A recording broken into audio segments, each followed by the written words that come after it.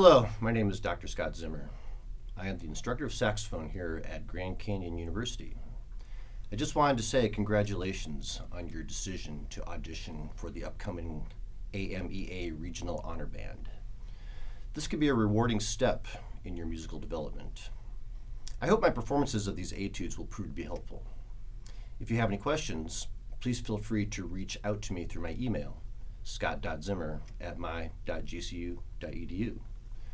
Here are a few tips as you prepare for this audition.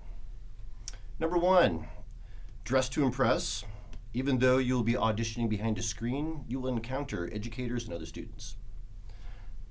2, get plenty of sleep the night before, eat well, and stay hydrated.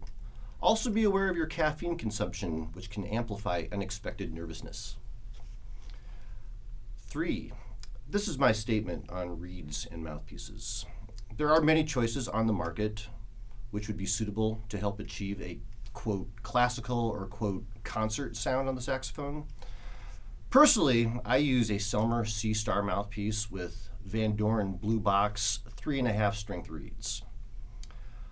Be sure you have 3 or 4 working reeds available at the time of your audition.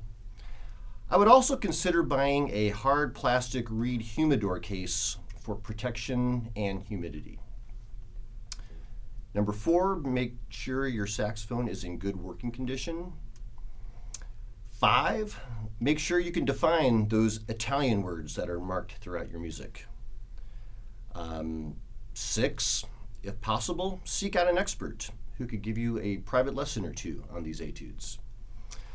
Also, don't forget to practice your major scales and expect that the quote-unquote harder ones will be asked of you. And also, practice these with the metronome to show your control and mastery over them.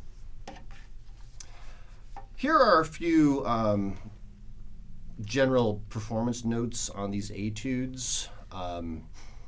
Just some things to be listening for as you're listening through and playing along with these. Phrasing is important in all these performances, and I was very intentional about breathing. So take note where I breathed or didn't breathe. Also, these etudes are deliberately composed with unique, unexpected dynamic changes. Make note of these in each etude.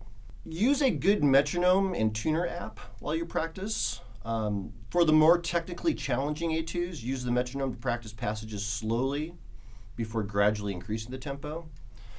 And also practice using your metronome in a variety of different ways. For example, in etude number 4, that will probably require slower practice at first with the metronome set to the 8th note, which stays constant through the shifting meters.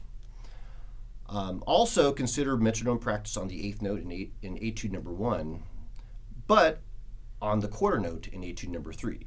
Listen carefully to the intonation of octave intervals, which occur throughout all of the etudes, especially when you're exposed at a slower tempo. For some fingering suggestions, make use of the best fingerings available for any given note. And there are a lot of alternate fingerings that are available to you on the saxophone. For instance, there are 4 different B-flat fingerings. There's a chromatic F-sharp fingering. There are various A-flat/G-sharp fingerings.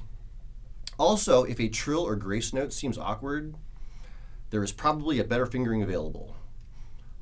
So find a fingering chart and consult it and learn it.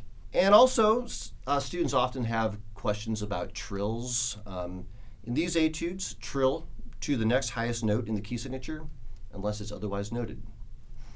Good luck, and thank you for checking out my video.